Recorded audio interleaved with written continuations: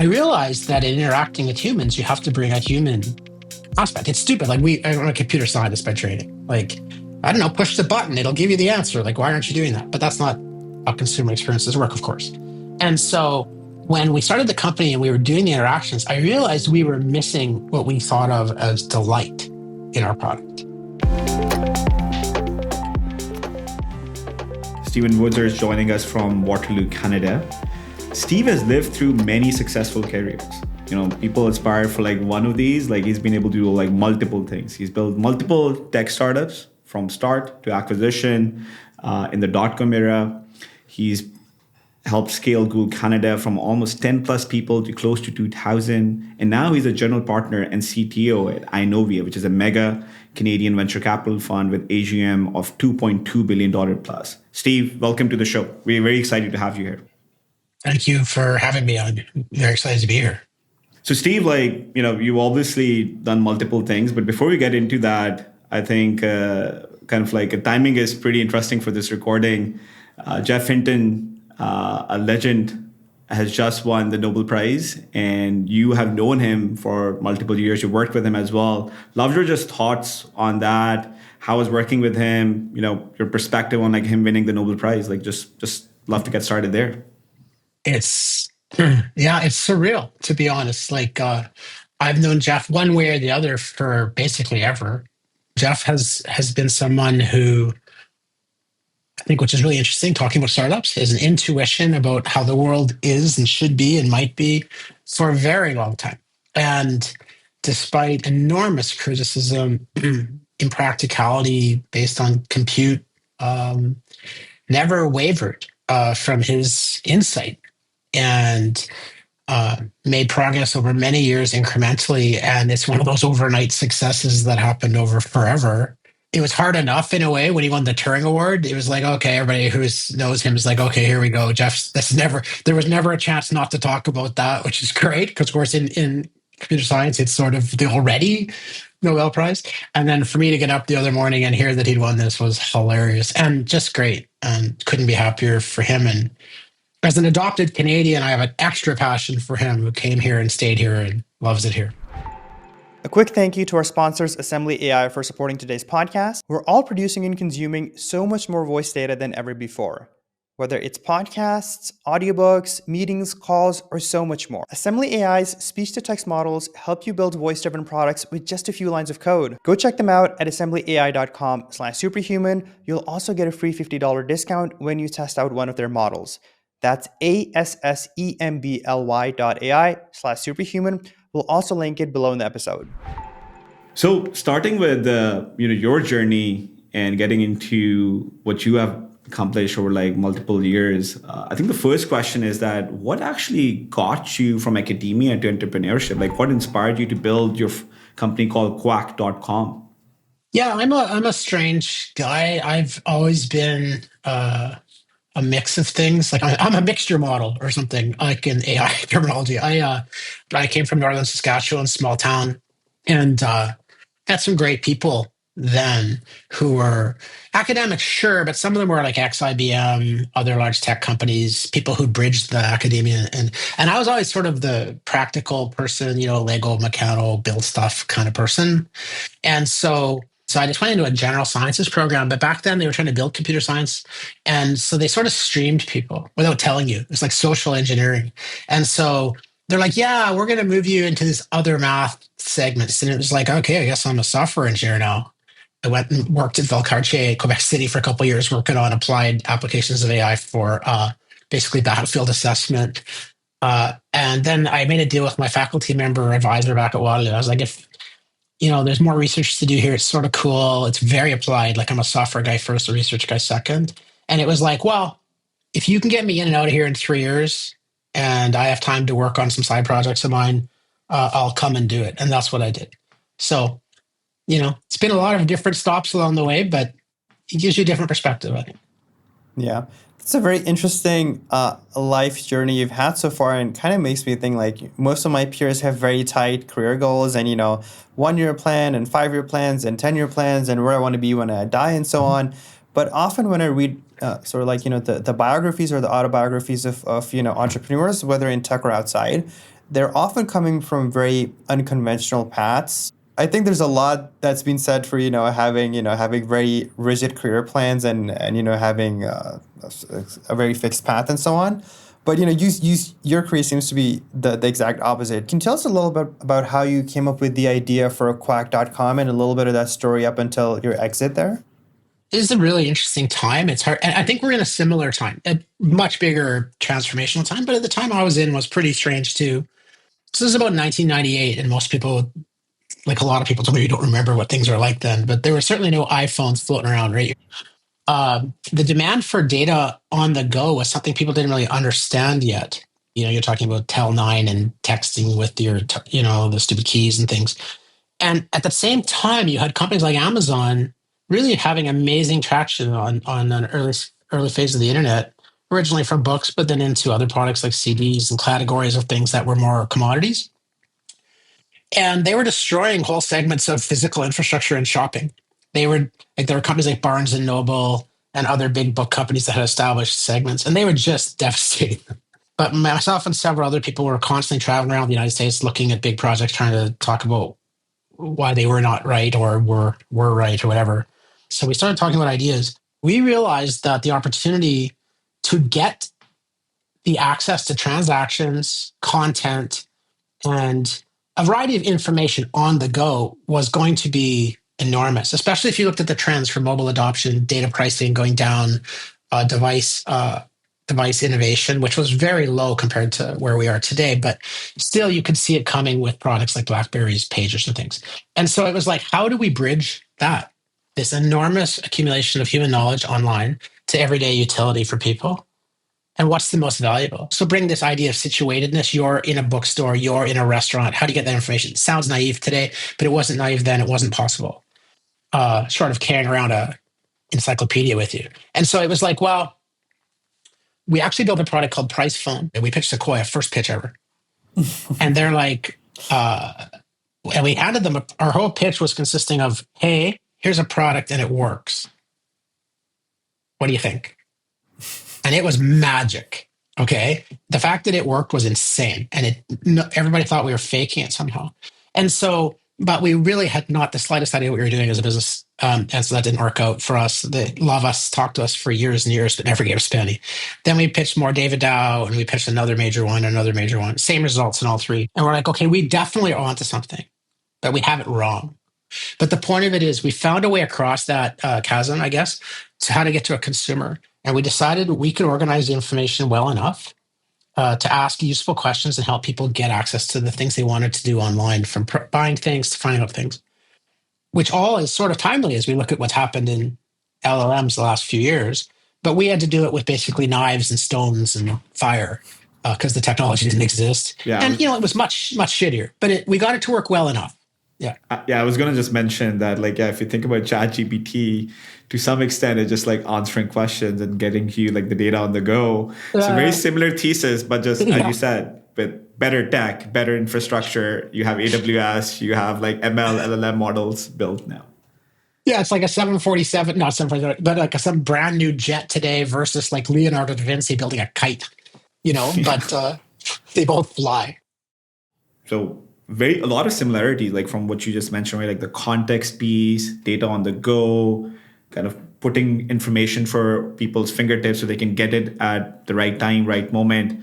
Seems like a lot of companies are still trying to do that. So from your perspective, what are some of the similarities as you kind of think about building companies today in the previous wave? Because you've lived through the cloud wave, the .com wave, and now in the AI wave. My main competitor was a company called Tellme. And Tellme was founded by ex-Netscape guys who'd done a lot of stuff before. John Giandria was the CTO. John ended up being the head of Google Brain Research at Google when I was there. And John is now the head of AI research at Apple. That was my primary competitor. So I learned a lot about people who are smart being my competitor. The reason I mention this is I had a chance to talk to John before he left Google. And it was like, do you believe it's possible to do human goal-oriented conversations in a way that's indistinguishable from a human conversation? And this is quite a few years ago, okay? And he was like, I do. And I was shocked, right? And then we talked about it a bit, and I realized, like, at least, and I trust his intuitions, and they were right on the money. And so, back to your question, what did we do well at Quack, which I've tried to keep going in my life since that time? We were a very curious group. We experimented constantly with different ways to approach the problem. We were very mathematically minded about what's engagement, why is the user hanging up, how long are they engaged? Did they ask a second question? Did this prompt work? Did this other one not work? Why? Like, we interviewed people. Like, we brought them in. We had professionals. We went to Stanford and talked to people that are experts in how people talk to one another. We went and learned what it meant to do speech act theory and what that meant. We went and hired Hollywood directors. I did. I hired Hollywood people that were well known to do voices, because there's a reason people like voices and hate other voices. And we learned about it. Like, we're curious, like, how do we build a delightful user experience? So this is not to blow our own horns at all. It's just to say we were curious. And, we're very much not experienced consumer services people. We were just wanting to do great. And we knew other people were doing better than us at certain things. So, carry that forward. And that has served me very well. And startups, in Google, and now in venture. So we look for companies that have that same mentality, to be honest. I think that's a great point, right? Like, people at the end of the day make companies or like break companies. One side spiel, like, from a question, like, you mentioned you hired Hollywood directors as a PhD and like a founder. Maybe for 1 minute, if you could just share, how was that experience? I'm just out of curiosity. So by coincidence, I had met this amazing filmmaker from New York. So I would go to New York film school classes to listen. And I would just sort of sneak in and listen to them talking about, and they had directors like Francis Ford Coppola or whatever doing lectures, and I would just hang out. But, you always end up at these weird dinners to listen to people. And the reality is they understand how to delight and engage people. Like, that's what they do. They're like, I have a topic. I want to deliver it to people in a delightful way that's, meaningful, gets my point across, but isn't dull and meandering or whatever. And I realized that in interacting with humans, you have to bring a human aspect. It's stupid. Like, I'm a computer scientist by training. Like, I don't know, push the button, it'll give you the answer. Like, why aren't you doing that? But that's not how consumer experiences work, of course. And so when we started the company and we were doing the interactions, I realized we were missing what we thought of as delight in our product. So I went back to her and I said, would you come work for us at Silicon Valley? And she's like, well, that's insane. And we're like, no. Here's why. We want you to be in charge of directing the way we build the tools to produce the content that others are going to deliver. You can control not just one product, but many products with the way this is going to work. You can have influence across huge swaths of things. And, through various ways, we convinced her to do that. And the impact was amazing. Again, it's curious, but it's also realizing when you need a specific type of thing, just go find a way to get it. Skill set. No, I think this is amazing, right? Like, non-conventional pathway, non-linear pathways is like, the impact is clear. Like, as you said, right? Like, if you have an outcome in mind, don't be worried about like just thinking in the box. Like, we really gotta get out of the box to think about that. One thing before we'd love to get into your Google kind of journey from like building startups is like you mentioned about the intensity piece. And I think that's really important. Like, Zain and I are on to our second kind of venture, building something net new. And just to be totally honest, after my first acquisition at Snowflake, being 3+ years there, getting back into an intense mode took a bit of a time. And from your perspective, like, you said some of you guys were intense, some of you guys were not. What kept you intense during that period? I think, like, if you have any advice for founders who are starting the second company or the third company. I've always been intense. It's just who I am. I'm intense about anything, too much at times, right? My wife would have an opinion on this that would be more informative, but I get tired a lot. You know what I mean? Like, it's not something you can bring every moment of every day, and it's often misdirected. So I guess I've learned to focus my intensity, over time. I think one of the questions we talked about earlier was like, well, this whole idea around founder mode, it drives me insane, honest to God. I'll tell you why. Like, I have the intensity that's necessary to have a company for sure. I insisted on being the CTO and chief product officer at the same time, my own company, because I wanted everything on track. I was just unwilling to give up the idea that things were going the direction we'd all agreed on. It's trust and verify and then have someone else verify and then check in. Like that's my view of things. And so what we've boiled this down to over the years, like when we started building bigger teams at Google and when we started empowering bigger teams, is this idea of a driver. And so we spent a lot of time when I was building much bigger teams with my partners in crime, identifying drivers. So what we did is we would say, if you had a technical lead or an L5 software engineer and they're working in their box, and they have to work with others and something's broken over here that just drives them nuts. Like, why are we doing it this way? Why does this API work like this? Like, what the hell? This is just stupidity. And they went and they found the person responsible for the API and they asked, had a conversation, learned about it, offered to help to fix it, maybe put together a working group, addressed it. There's no credit there, right? They just did it because it was broken and it would make their lives better, make everybody's lives better. That's a driver. Find the problem, fix it because it's broken.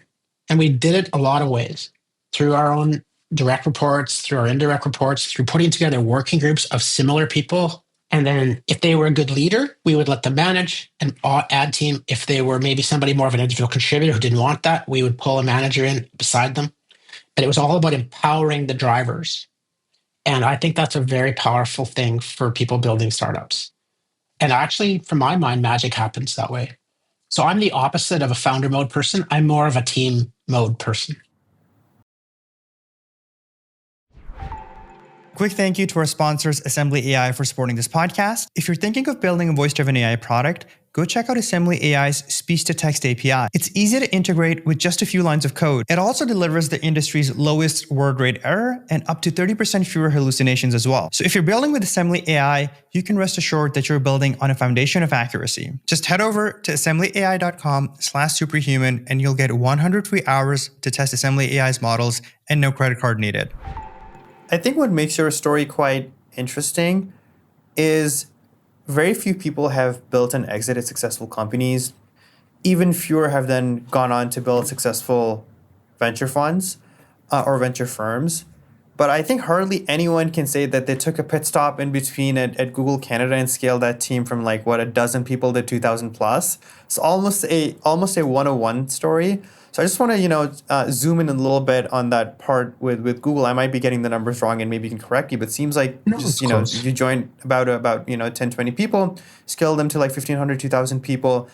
Seems like you were very instrumental in making the magic happen at Google Canada. Can you tell us a little bit about why you decided to go from startups to Google, and what did that journey from a couple dozen people look all the way to 1,000 plus people?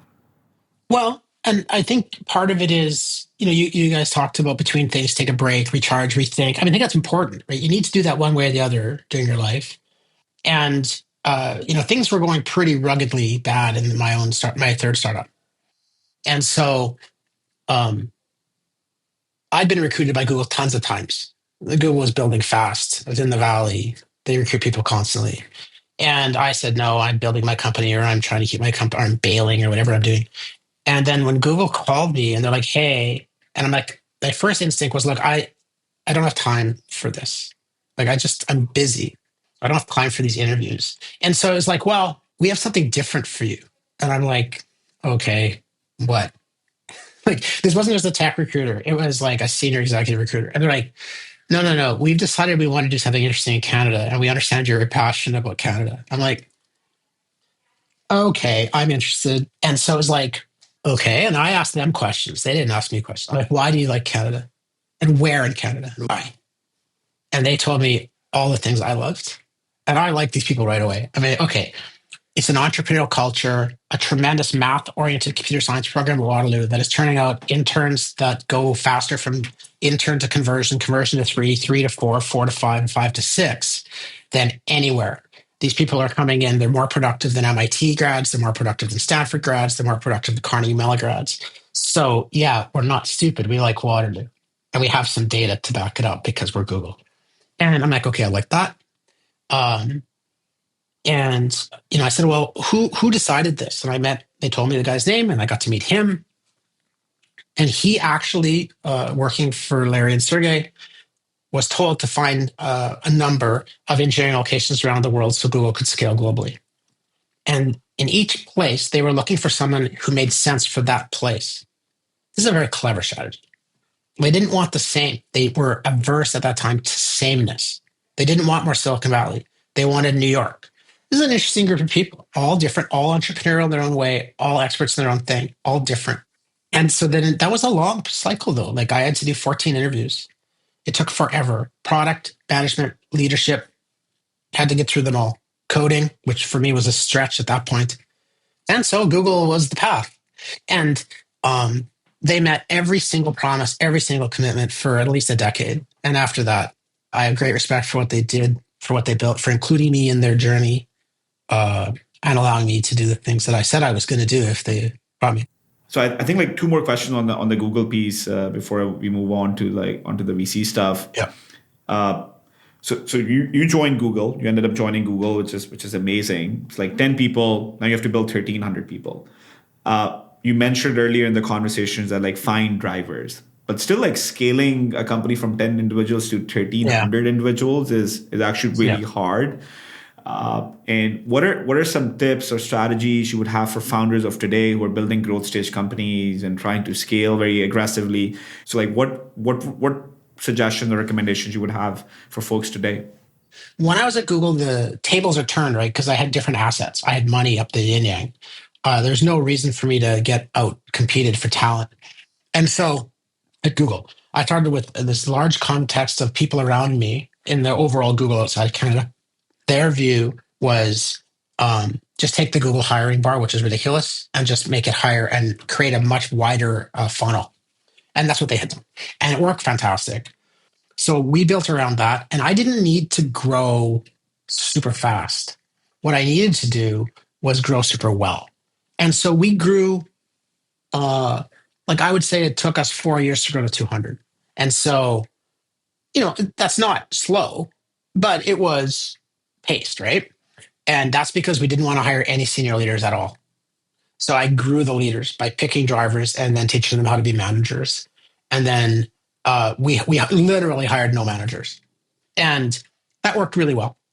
And then once we got to a point of about 250, just between 250 and 300, we had to go to a new building. And so at any rate,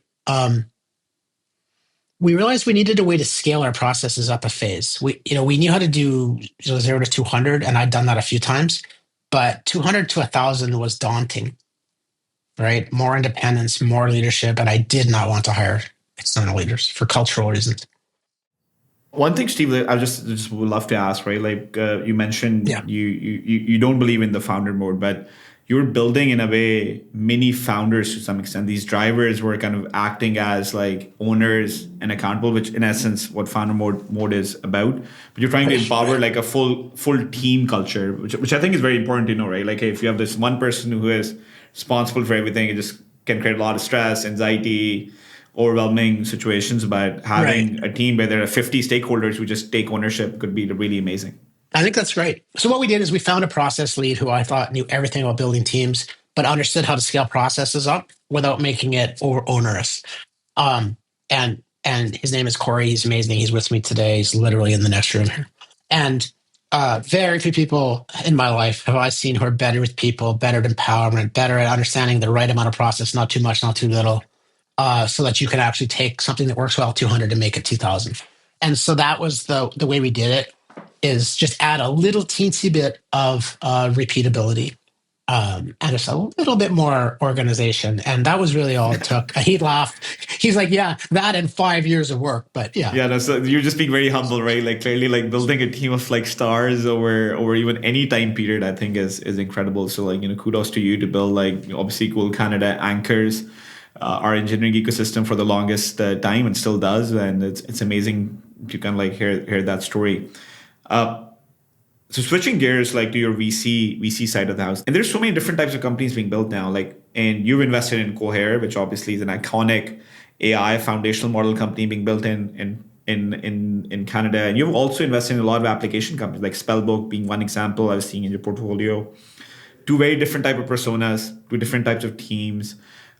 Love your perspective on like how you differentiate this technical team with like maybe a more go-to-market product team and how you think about your AI investment thesis. Foundational models are unbelievable. Like the amount of content and value that can accrue in these is incredible. And we saw many things that were going to happen. And Cohere's an example. We believe that there would be some number between 3 and 7 foundation model companies that were horizontally, call them neutral from a content point of view, would evolve. And so that's why we invested in Cohere, plus the fact that Nick, one of the co-founders, had worked with us for years, and we knew these people pretty well. And they are drivers, right?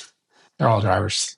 Spellbook is part of the thesis too. So foundation models, everybody knows foundation models are great. But the models is multi-tiered, right? And we don't invest in power. We don't invest in chips for the most part. Obvious thing to do is to invest in workflow optimization. So workflow is the easy place to invest in a sense because you can measure the impact.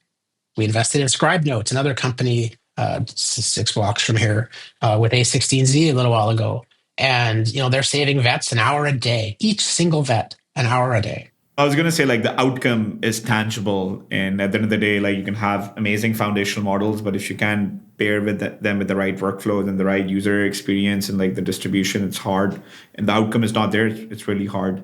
I have a follow-up question on that.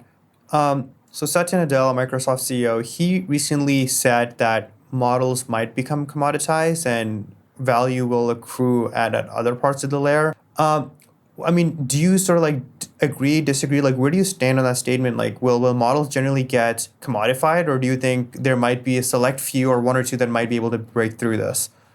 There never has been a shorter term asset class in history. Okay. I think that's probably true. Like, the foundational model asset class time is unbelievable on product cycle. Like, okay, what are you going to do with GPT-1 now? Right? Like, maybe there's a special use case where it's still useful, but for the most part, it's like zero value now. Yeah, sure. If they're going to keep doing that and these models are driving that kind of utility, I believe in a world, I believe in a multi-million model world, probably multi-billion model world, where there are just unbelievable numbers of models deployed everywhere in different contexts on different devices with different kind of specialization. So don't argue with Satya. That would be a good rule. A little bit on the app side, right? So I think we've talked a lot about the foundational layer. Obviously, a lot of value will get created there. Every app right now looks like a GPT-4 wrapper or kind of Claude wrapper, anything along those lines.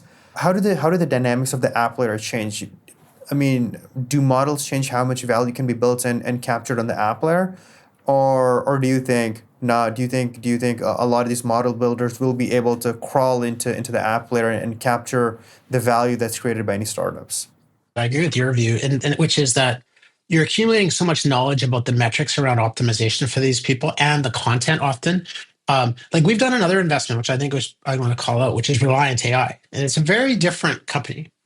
Like this is a reinforcement learning company by the people that basically defeated human games. So they know what they're doing and they understand example-based machine learning. And so, they have a different view. Their view is that you can go deeper underneath that workflow because Wrapper does include logic and thinking what a prompt is and testing about variations across models, which is a real problem, and testing about how do I optimize prompts and what is the prompt? Is it code? Where do I manage it? How do I manage it? How do I change it? What is it even doing? Like there's a lot of kind of uncertainty around building systems using these things. Well, they believe very strongly that you can, especially if you have vertically distinct data, like distinct data sets that are proprietary, that you can build much outperformant models, especially by ingesting super expert labeling onto those models that a foundational model would never be able to achieve. And that makes sense if you think of it based on what mathematically a foundational model is. Like it's not a magic genius, right? I'm not one of these people that believe these things are about to take over the universe because that's not the way the world works. And so if you fill that gaps, these massively smart models with very clever verticalized data, you're going to do better. And so I think that's where this becomes interesting. You can do that with foundational models with clever prompting, clever use of data, clever feedback, clever adaptation, and you still will win. One thing that I felt, and Hassan and I are building a company on the app layer now. One of the sort of thesis that we have or assumptions we have right now is when we started off, almost a decade ago, it was all about product and distribution was pretty abundant and cheap. Like you could build anything and just throw it on Google ads or Facebook ads or SEO hacks or anything else, and you'd be, reasonable chance of growing. Now it seems like distribution is extremely scarce. I'm also feeling that, I'm getting the sense that, moats have started to move as well, which basically means any app that's trying to form a new social graph or grow off virality or so on is probably dead on arrival. A lot of the stuff around software moats seem to be disappearing just because, software seems to be demystified at this point. To me, it seems like a lot of stuff is moving towards like the intangibles, like brand and distribution and so forth. Is that a sort of a directional assumption that you would agree with, or do you feel like no, like there's still a lot of mileage left on the product side? Yeah, this is a very interesting observation. I guess two things come to mind: vertical differentiation across different industries and time. Short term, I don't know. Like, there's so many low hanging things that are worth billions of dollars of revenue. Okay, can you even imagine banking infrastructure? Like, it's just overwhelmingly huge. And like, it's just a disastrous pile of enormous amounts of code. And it does stuff. No one knows what it does. And I think with the right kind of LLM approach, like something like Poolside is working on, that's enterprise focused models for code, I think you'll be able to renovate that. So in some number of years, that will evaporate. And then we'll have truly democratized AI in that business, but it's going to take literally forever. So people will chip away at it. On the venture investing and consumer thing, that's not for the faint of heart. And I would say, if you looked at my whiteboard over here, I'll give you the top item right on the top. What does the future of display ads look like? That's my big question right now. I mean, so many industries rely on ads. In that world, display ads, search ads, things that drive value for third-party publishers and third-party advertisers trying to sell their product is going to radically change. And think how much money that is. So back to your point, I think there's lots of places to make lots of money in AI. Yeah. So maybe just capturing that as a wrap up, towards our wrap up, like maybe one question as that, like if you're a new founder, maybe a second time founder or third time founder, thinking about your next company, Steve, what will be like some suggestions or recommendations you would give to these folks as they start exploring in this space? Like, where can they start? Maybe industries, like ideas you're excited by? We talk about ideas all the time. And I now have a bunch of really amazing EIRs from Microsoft Research and Google and product managers and engineers. And I said to them yesterday, this is hard investing. Why don't we just build a company and be done with it? But the reality is, and they're like, no, we're hedging. We're playing the field. And of course, that's the opposite of being a founder, right? And so I invest in people with ideas. I like to help. I like to offer to help. And I disagree with lots of the things founders I've invested in doing. I think I would do it a different way. But the reality is I'm investing in them, right? And I like seeing new people do things different ways. Like, the worst thing you want to be is a monolith. Like, Scott and I at Spellbook, we fight all the time. He's great. But he's doing it his way, and that's the way he should do it. So that'd be my number one thing. He's very open book about how he thinks about things. It's like he thinks about teams. He thinks about how to launch and delight customers. Above all, he's obsessed by it, right? He's a team builder, right? He wants collaborative thinking. And so I think saying this to founders is, don't poo-poo these things. Like, you're going to be a product of who you work with. You're going to be a product of who you hire. And you're going to be a product of who you take as investors if you take investors. Because the best companies don't take any investors, right? I mean, if you can do it. And I think the last thing I would say, probably, be experimental and just maniacally experimental. The world is changing so fast. It's so easy to say the world won't do X. And I think that it's critical for any founder today to be just cognizant that it's very hard to predict the world's going to look like next year. And so they better go fast. I think because of this conversation started at the Nobel Prize thing, I think Demis Hassabis won it for like chemistry today.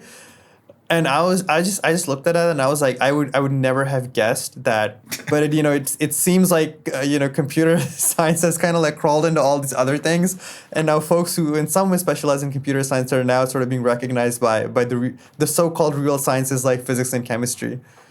That's amazing. It's I didn't know that about Demis today. No, I think it's very exciting, and I think this is a great end to this amazing conversation, right? Like, we started with Geoff Hinton's Nobel Prize, and we ended the story of like how his Nobel Prize and like what he's done in the ecosystem, which has seeded like multiple people, and his speech for the Nobel Prize win was also very interesting. Yeah, the And punchline, right? yeah, the punchline was amazing. So thank you so much, Steve, for joining us and Thank you. taking the time out. We are. It's a privilege to have a conversation with you, learn about your career. I learned much more about you in this conversation than even I knew coming in. So it's amazing and it's fantastic. Thank you so much. Thank you both. I really enjoyed this. From my point of view, I learned a lot as well, and I'm looking forward to getting a chance to use your product more. It looks very impressive. So, take care. That's it for today. Thanks for joining us, and please subscribe so you don't miss another episode. Take care. Bye-bye.